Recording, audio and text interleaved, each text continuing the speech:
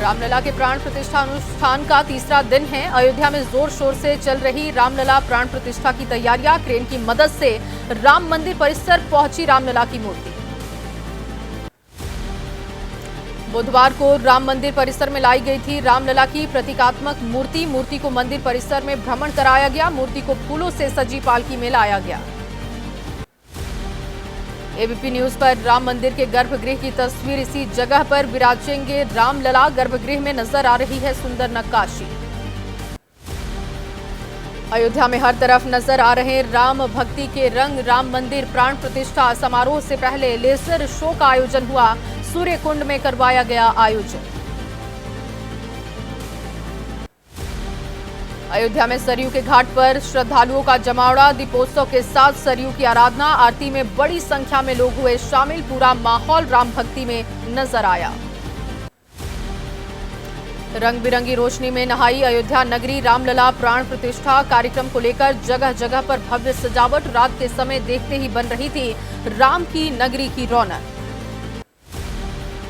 राम भक्ति में लीन श्रद्धालु। राजस्थान से 600 किलोमीटर पैदल चलकर अयोध्या पहुंचा है राम भक्त। तो एक श्रद्धालु ने सहारनपुर से 800 किलोमीटर की दूरी साइकिल से तय की। एक राम भक्त ने शिरडी से 1400 किलोमीटर का सफर तय किया। अयोध्या में हर तरफ श्री राम के गुणगान हो रहे हैं। राम की पैड़ी पर महिलाओं ने पेश किए राम के भजन। प्राण प्रतिष्ठा कार्यक्रम को लेकर भक्तिमय माहौल हुआ। कार्यक्रम को लेकर सरयू के घाट पर पूजा अर्चना भी की गई। काशी से आए पंडितों ने पूजा की। इस दौरान राम जन्मभूमि तीर्थ क्षेत्र के सदस्य भी मौजूद रहे। अयोध्या में 11वीं क्लास की छात्रा ने बनाई श्री राम की सुंदर पेंटिंग। सरयू घाट पर बनाई भगवान राम और राम मंदिर की कलाकृति। बस्ती की रहने वाली है छात्रा फारिजा। अयोध्या शहर में की जा रही सजावट। राम पथ, धर्म पथ और राम जन्मभूमि पथ पर वन विभाग करा रहा सजावट। आने वाले समय में सड़क पर नजर आएंगी पिंक और येलो की थी। अयोध्या में सालों से खड़ाऊ बनाने का काम कर रहे बशीर और मुजीद पीएम मोदी को खड़ाऊ भेंट करने की इच्छा जताई है। अयोध्या के ज्यादातर मंदिरों में सप्लाई करते हैं खड़ाऊ। 22 जनवरी के कार्यक्रम को लेकर अयोध्या में सुरक्षा बढ़ा दी गई है। एटीएस कमांडो की तैनाती की गई। चप्पे चप्पे पर रखी जा रही नजर। सुरक्षा घेरा सख्त हुआ। अयोध्या के रामघाट पर रामलीला का आयोजन किया गया। प्राण प्रतिष्ठा कार्यक्रम को लेकर करवाई जा रही रामलीला। अभिनेता मनीष शर्मा कर रहे रावण का अभिनय। अयोध्या में प्राण प्रतिष्ठा कार्यक्रम को लेकर बीजेपी की तैयारी। बैठक में डिप्टी सीएम ब्रजेश पाठक समेत मंत्री मौजूद रहे। कई वरिष्ठ अधिकारियों और नेताओं के साथ कार्यक्रम को लेकर मंथन किया गया। यूपी के फतेहपुर में एक साधु की राम भक्ति देखने को मिली। जटाओं से रथ को खींचकर ला रहे अयोध्या। तय करेंगे 501 किलोमीटर का सफर। रामलला के कार्यक्रम को लेकर गुजरात के लोगों में भी उत्साह है। बनासकांठा जिले में छात्रों ने बनाई मानव श्रृंखला। राम के प्रति जाहिर की है आस्था। मुंबई के शिवाजी पार्क एलईडी लाइट के जरिए भव्य सजावट देखने को मिली। भगवान राम और राम मंदिर की 40 फीट ऊंची कलाकृति बनाई गई। पार्क में नजर आ रही दिवाली जैसी रौनक। मैसूर में भी नजर आ रही राम भक्ति। प्राण प्रतिष्ठा कार्यक्रम को लेकर भगवान राम की विशेष पूजा की गई। इसी जगह से मंदिर निर्माण के लिए ले जाए गए थे पत्थर। आंध्र प्रदेश में भी नजर आ रही राम की भक्ति। मंडपेटा शहर के लोगों ने नारियल पर सुंदर नक्काशी की। सजे धजे नारियल अयोध्या भेजने की तैयारी है। कथावाचक देवकी नंदन ठाकुर ने कहा 22 जनवरी को देश सांस्कृतिक रूप से होगा आजाद। इस दिन को सांस्कृतिक दिवस घोषित करना चाहिए। 22 जनवरी को रामलला के कार्यक्रम को लेकर गाजियाबाद की जेल में भी तैयारियां। जेल परिसर में बनाया गया राम का दरबार। कार्यक्रम के जरिए भगवान राम के गुणगान कर रहे कैदी। प्रयागराज में राम चरण पादुका यात्रा का स्वागत हुआ। यात्रा के दूसरे दिन चरण पादुका को संगम नगरी का भ्रमण कराया गया। चित्रकूट से चली थी पादुका यात्रा। हैदराबाद में तैयार किया गया राम मंदिर का मॉडल संग्रहालय में तैयार किया गया है। अयोध्या मंदिर के जैसा मॉडल देखने वाले कर रहे कलाकारों की तारीफ। गुजरात के वडोदरा में लोगों ने किया रावण दहन। अयोध्या के कार्यक्रम से पहले लोगों ने जलाया लंकापति का पुतला। श्री राम के प्रति जताई अपनी आस्था। अयोध्या रामलला प्राण प्रतिष्ठा कार्यक्रम को लेकर सूरत में भी तैयारी हो रही है। 22 जनवरी के कार्यक्रम को ऐतिहासिक बनाने पर फोकस है। राम उत्सव मना रहे हैं लोग। फिरोजाबाद में महिलाओं की राम भक्ति, गर्भवती महिलाओं ने 22 जनवरी के दिन डिलीवरी निर्धारित करने की जताई है इच्छा। रामलला की प्राण प्रतिष्ठा की वजह से शुभ मुहूर्त। और चलिए 9 सेकंड न्यूज में रामलला की प्राण प्रतिष्ठा को लेकर सियासी बयानबाजी से जुड़ी खबरें अब देखते हैं। रामलला प्राण प्रतिष्ठा कार्यक्रम पर बोले कांग्रेस महासचिव जयराम रमेश। कहा 22 जनवरी का कार्यक्रम राजनीतिक समारोह है, बीजेपी और संघ की राजनीतिक परियोजना का हिस्सा। विपक्ष के आरोपों पर वीएचपी की सफाई। विश्व हिंदू परिषद के कार्यकारी अध्यक्ष आलोक कुमार का बयान। हिंदू धर्मशास्त्र में ऐसा कोई नियम नहीं जिसमें भगवान को मंदिर पूरा होने के बाद स्थान दिया जाए। दिल्ली के सीएम अरविंद केजरीवाल बोले 22 जनवरी के प्राण प्रतिष्ठा समारोह के बाद सपरिवार पहुंचेंगे अयोध्या, रामलला के करेंगे दर्शन। प्राण प्रतिष्ठा कार्यक्रम में लालू यादव के ना जाने पर बीजेपी का पलटवार। बिहार बीजेपी के प्रदेश अध्यक्ष सम्राट चौधरी बोले लालू को अयोध्या बुला कौन रहा। और 9 सेकंड न्यूज में वक्त चुनावी हलचल से जुड़ी खबरें देखने का। यूपी में सीट बंटवारे को लेकर कांग्रेस और समाजवादी पार्टी की बैठक हुई। एसपी महासचिव रामगोपाल यादव बोले हमने आधा रास्ता तय किया, बाकी आधा भी जल्द तय करेंगे। दिल्ली के सीएम अरविंद केजरीवाल आज से 3 दिन के गोवा दौरे पर होंगे। केजरीवाल के साथ पंजाब के सीएम भगवंत मान और सांसद राघव चड्ढा भी होंगे। लोकसभा चुनाव पर मंथन होगा। राहुल गांधी की भारत जोड़ो न्याय यात्रा का 5वां दिन। कल नागालैंड में राहुल गांधी ने गांधी आश्रम का दौरा किया था। स्थानीय लोगों से राहुल ने मुलाकात और संवाद किया। आज चंडीगढ़ में नगर निगम के चुनाव होंगे। लोकसभा चुनाव से पहले इंडिया गठबंधन और बीजेपी में दिखेगा मुकाबला। सुबह 11 बजे शुरू होंगे मतदान। पंजाब कांग्रेस अध्यक्ष अमरिंदर सिंह राजा वड़िंग का बयान सामने आया है। लोकसभा चुनाव में पंजाब की 4 राजनीतिक पार्टियों में कांग्रेस की होगी जीत। गठबंधन जब होगा तब देखेंगे। फिलहाल सभी सीटों पर कांग्रेस की तैयारी है। नेशनल कॉन्फ्रेंस के नेता उमर अब्दुल्ला का बयान। अभी तक कांग्रेस से नहीं हुई सीट शेयरिंग पर बातचीत के बाद तय होगा कि कौन कहां से लड़ेगा। प्रदेश की सभी 6 सीटों पर तैयारी चल रही है। पटना में कांग्रेस विधायक दल के नेता शकील अहमद का बयान। नीतीश कुमार इंडिया गठबंधन की धुरी हैं, हमारा उनका एक लक्ष्य है। बीजेपी के नेता आजकल भविष्य वक्ता बने हुए हैं। समाजवादी पार्टी के नेता स्वामी प्रसाद मौर्य ने बीजेपी पर कसा तंज। कहा देश बचाओ बीजेपी हटाओ इंडिया गठबंधन का नारा है। दोगुना लाभ देने वाली सरकार लोगों के लिए बनी मुसीबत। पटना में आरएलजेडी अध्यक्ष उपेंद्र कुशवाहा ने नीतीश कुमार पर तंज कसा। कहा लालू यादव ने दही चूड़ा भोज में नीतीश को तिलक नहीं लगाया। नीतीश को मान लेना चाहिए कि उन्हें अब नहीं लगेगा तिलक। पंजाब में आप और कांग्रेस के बीच चल रहे तनाव के बीच बीजेपी सांसद हंसराज हंस का बयान। कहा गठबंधन की एकता उजागर हो रही, पंजाब में चल रही अहंकार की लड़ाई। ओडिशा के पूर्व सीएम गिरधर गमांग कांग्रेस में शामिल हो गए हैं। कांग्रेस नेता अजय माकन ने पार्टी ज्वाइन कराई। कांग्रेस में शामिल होने के बाद गिरधर गमांग का बयान। कहा सकारात्मक राजनीति चाहता हूं, इसीलिए कांग्रेस में शामिल हुआ। आगामी चुनाव की तैयारी पूरी, पार्टी जैसा चाहेगी वैसा होगा।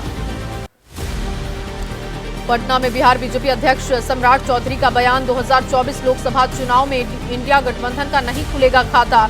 सभी 40 सीटों पर एनडीए की होगी जीत। कोची में पीएम मोदी ने बीजेपी के शक्ति केंद्र प्रभारियों के सम्मेलन को संबोधित किया। कहा 10 साल पहले देश में कमजोर सरकार थी, आज भारत को दुनिया विश्व मित्र के रूप में देख रहा।